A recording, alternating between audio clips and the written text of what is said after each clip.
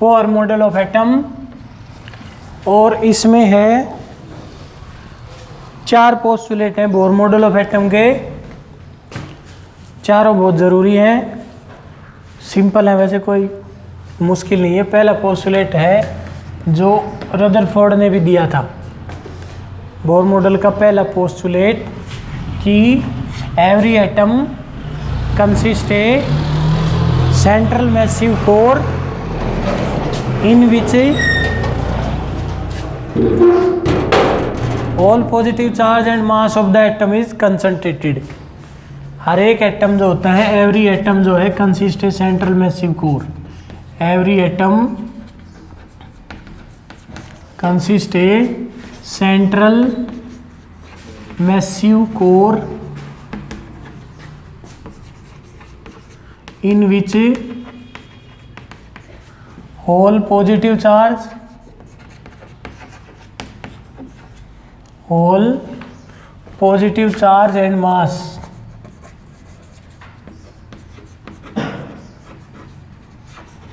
Mass of atom is concentrated, जिसमें सारा charge और मास कंसंट्रेटेड होता है, कॉल्ड न्यूक्लियस, उसको कहा जाता है न्यूक्लियस। ये तो हो गया पहला पोस्टुलेट।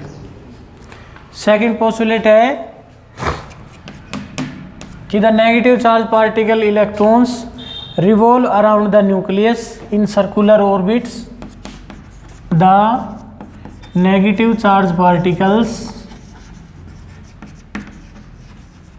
यानी कि electrons revolve around the nucleus, revolves around nucleus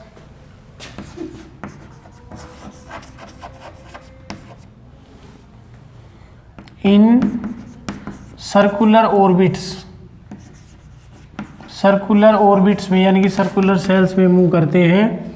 and the force of ए, और कोई भी चीज़ सर्कुलर पाथ में अगर मूव करती है तो उसके ऊपर सेंट्रीपिटल फोर्स काम करता है। And the centripetal force of revolution, and the centripetal force of revolution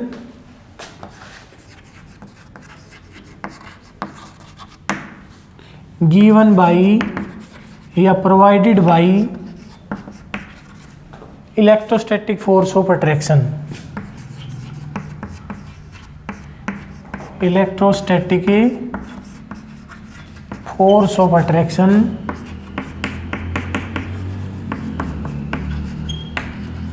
किस किस के बीच में, between electron and nucleus, between electron and,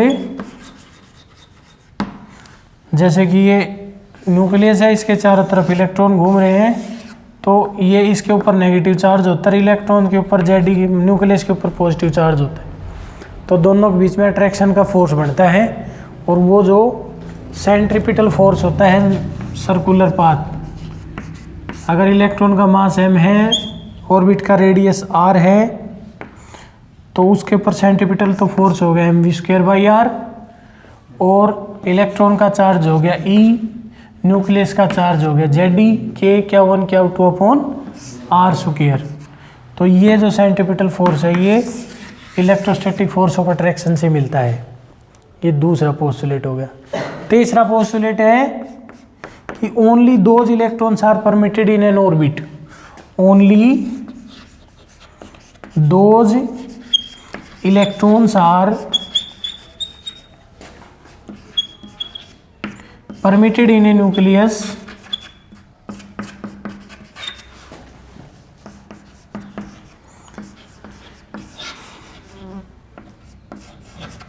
whose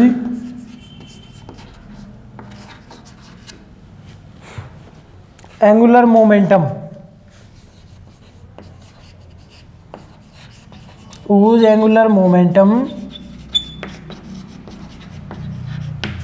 is a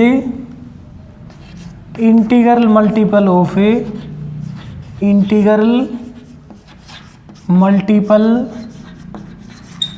a h/2 इसको एच कट भी कह देते हैं, एच कट। h/2 का इंटीग्रल मल्टीपल हो, जैसे पहला ऑर्बिट है तो mvr is equal to h/2, दूसरा ऑर्बिट है तो mvr is equal to 2 into 2h/π। मतलब ऐसे कि अगर इलेक्ट्रॉन nth ऑर्बिट में है जिसका रेडियस r है और उसकी ऑर्बिटल वेलोसिटी v है, तो mvr is equal to integral multiple of h/2 या एच कट ऐसे mvr is equal to h/2। ये है मोमेंटम, एंगुलर मोमेंटम। ठीक है, ये रेडियस ऑर्बिट का। चौथा पोस्टुलेट कहता है कि when electron changes its orbit then energy is released और absorbed in the form of radiation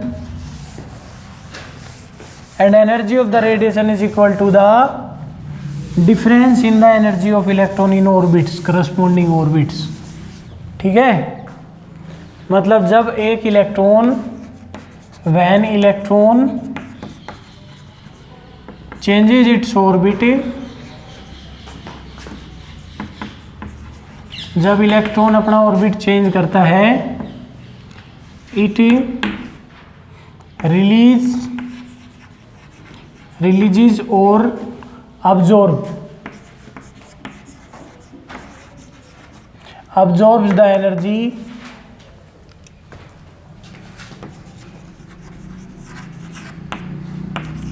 equal to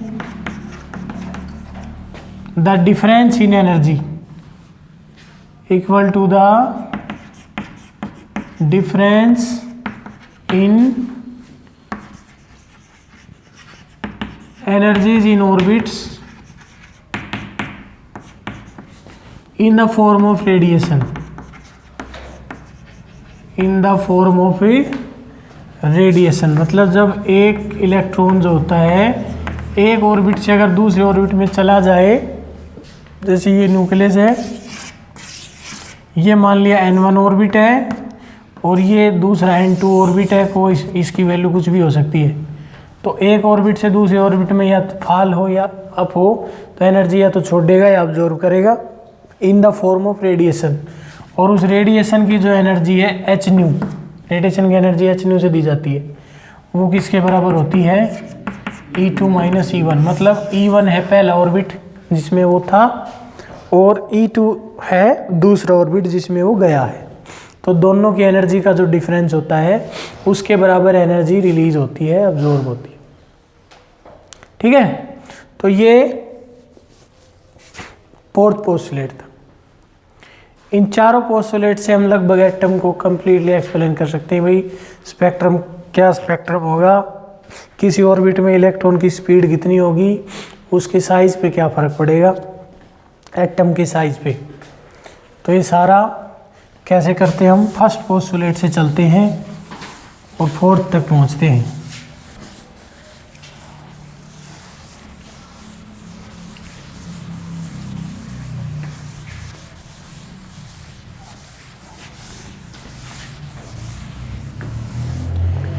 ये फर्स्ट पोस्टुलेट है, मान लिया let Z is equal to atomic number of atom, R is equal to radius of nth orbit.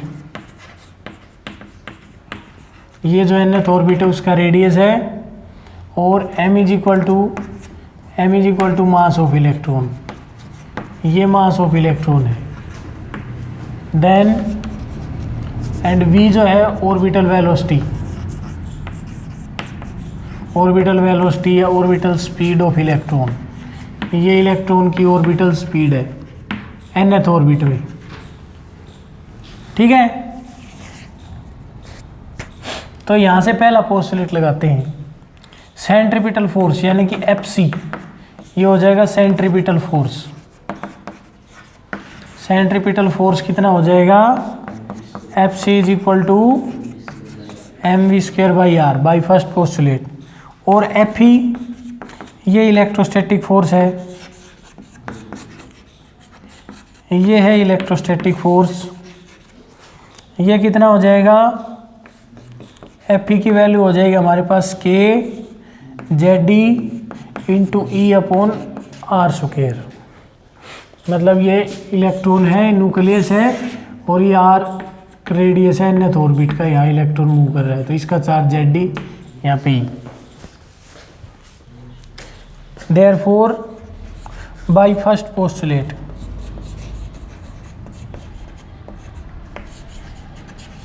पहला postulate कहता है कि F E is equal to F C, या F C is equal to F E. तो इसका मतलब M V square by R is equal to K Z E square upon R square, एक R से R cancel हो जाएगा। ठीक है, तो यहाँ से इक्वेशन बन गई M V square is equal to K Z E square by R, ये इक्वेशन 2 होगी। ठीक है, फर्स्ट किसी को भी रख लो। फिर हमने सेकंड पोस्टुलेट लेना है थर्ड पोस्टुलेट से। थर्ड पोस्टुलेट कहता है कि M V R N H upon 2 pi. तो यहां से एम वी की वैल्यू निकालो, M V is equal to N H upon 2 pi R, M V is equal to N H upon, ये क्वेश्चन नंबर होगी 3। अब 2/3 करो यूजिंग 2/3। इधर तो हो जाएगा M V square is equal to K Z E square by R, और इसके नीचे आ जाएगा एम वी, तो इसके नीचे आ जाएगा N H upon 2 pi R. तो एन एच तो रह जाएगा नीचे और 2 पाई आर चला जाएगा ऊपर। एम से एम कैंसिल, एक वी से वी कैंसिल, इधर आर से आर कैंसिल। तो ये बन गया हमारे पास वी की वैल्यू आ गई 2 पाई के Z E square by N H. ठीक है, तो यहाँ से इसकी ऑर्बिटल स्पीड जो है, बाकी तो सब कांस्टेंट है, v inversely proportional to n होता है। यानी कि अगर नंबर ऑफ ऑर्बिट बढ़ेगा तो एनर्जी, तो उसकी वेलोसिटी घटेगी, सेंट्रीपिटल फोर्स कम हो रहा है तो ये घटती चली जाएगी v। ये इसका ग्राफ बन जाएगा, वेलो orbital speed with respect to number of orbit. ठीक है, अब v की वैल्यू को किस में यूज करो, इक्वेशन नंबर 3 में यूज कर लो। ठीक है, using v in equation number 3, M V is equal to N H upon 2 pi R में यूज करेंगे v को।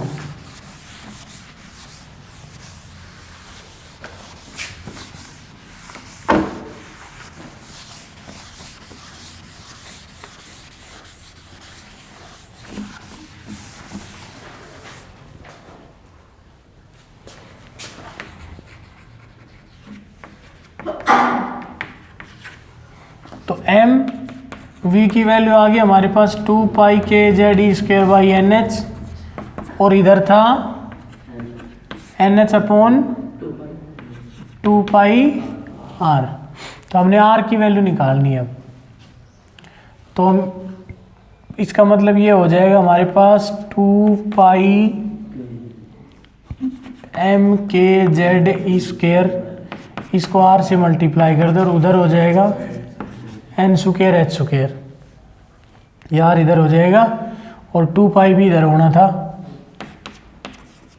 2 पाई और होना था, तो ये हो जाएगा 4 पाई स्क्वेयर हो जाएगा, 4 pi square M K Z E square into R is equal to N square H square. तो हमारे से यहाँ से आर की वैल्यू आ गई N square H square upon 4 pi square M K Z E square. ये हो गया रेडियस। ठीक है, और यहाँ से radius inversely directly proportional to, मतलब नंबर ऑफ ऑर्बिट बढ़ता चला जाएगा, रेडियस बढ़ता। जैसे न्यूक्लियस है तो फर्स्ट ऑर्बिट का रेडियस ये है, तो सेकंड का 4 गुना इससे, थर्ड इतना, मतलब ऐसे बढ़ता चला जाएगा, इसलिए साइज बढ़ता है। नंबर ऑफ सेल्स बढ़ने से साइज बढ़ेगा। ठीक है। For hydrogen atom, for hydrogen atom, hydrogen atom के लिए Z की वैल्यू 1 होती है, उसमें एक ही ऑर्बिट होता है, तो n की वैल्यू 1 हो जाएगी। तो उस केस में R की जगह हम R0 लिखते हैं, और R0 की वैल्यू ये हो जाती है h² अपॉन 4π² m के, Z की वैल्यू 1 होगी e²। ठीक है।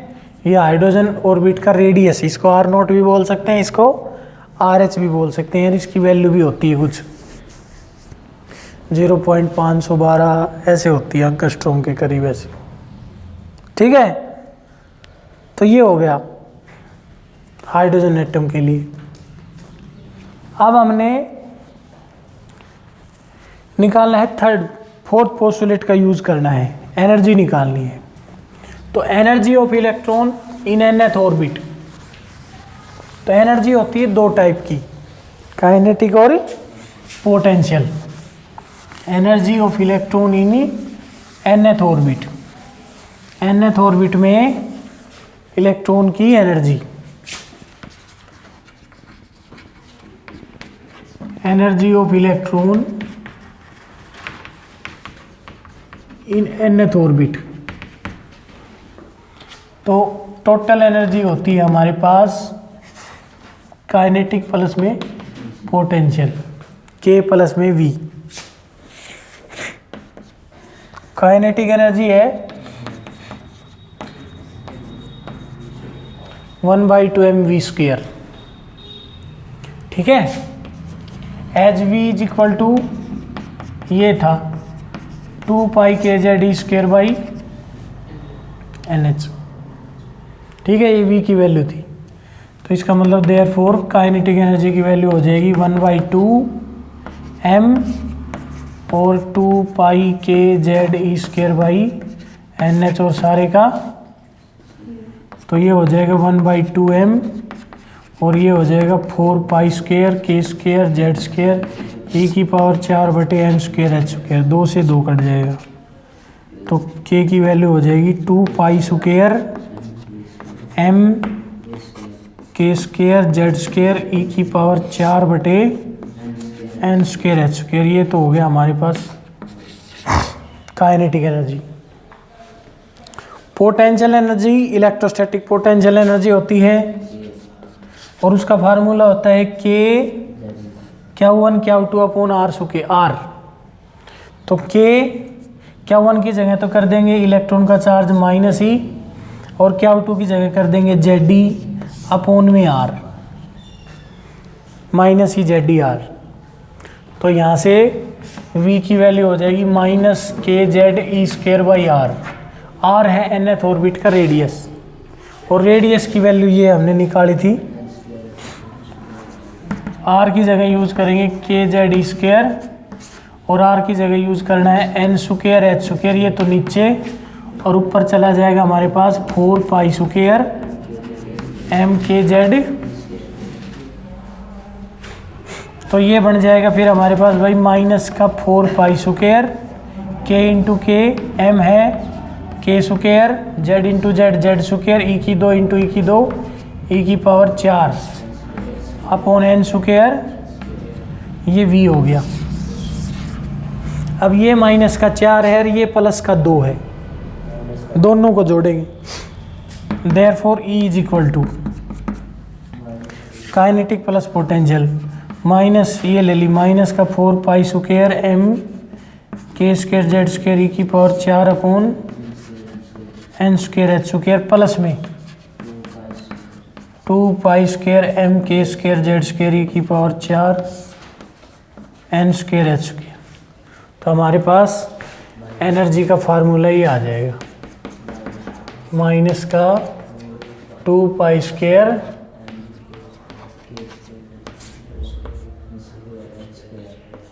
n²h²। ये एनर्जी की एक्सप्रेशन होगी।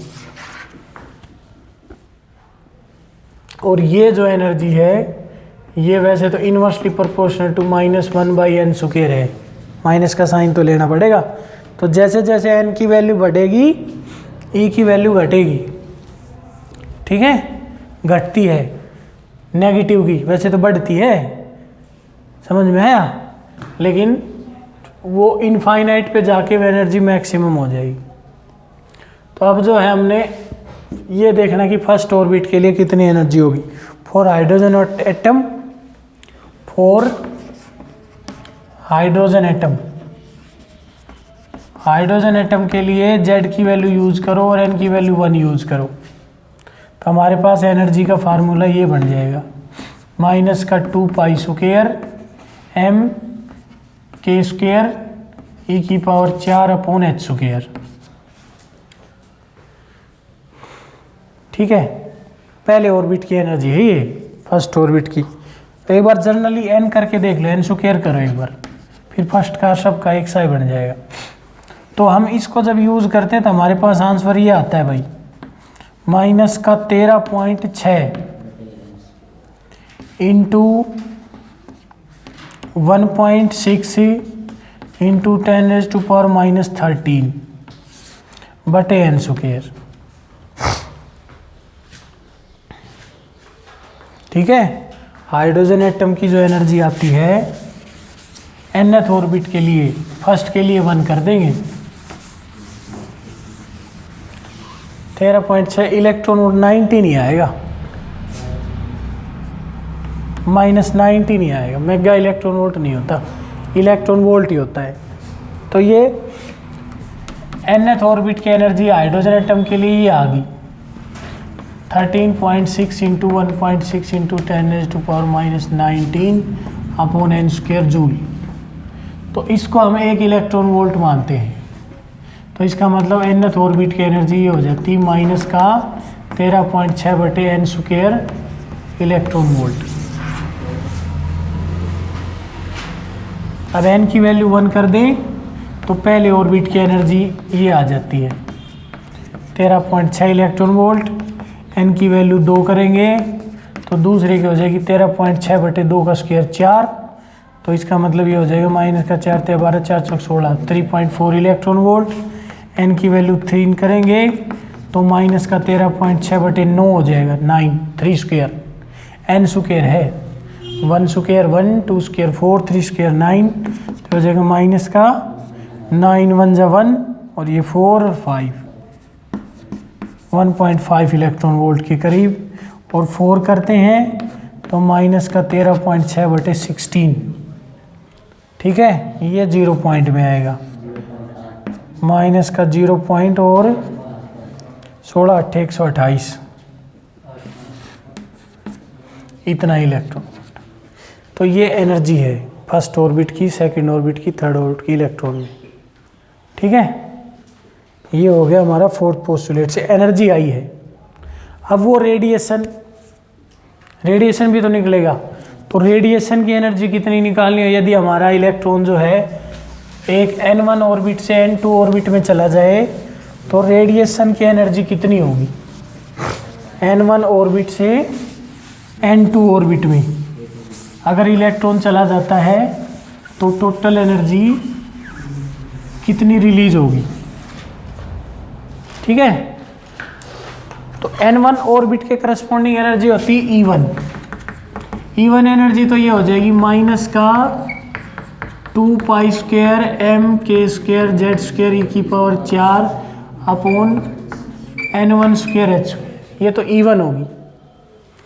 n2 ऑर्बिट की energy for n2 orbit minus का 2π² m² z² e⁴ बटे ये सेकंड n2 ऑर्बिट की एनर्जी होगी इलेक्ट्रॉन की n2 ऑर्बिट में।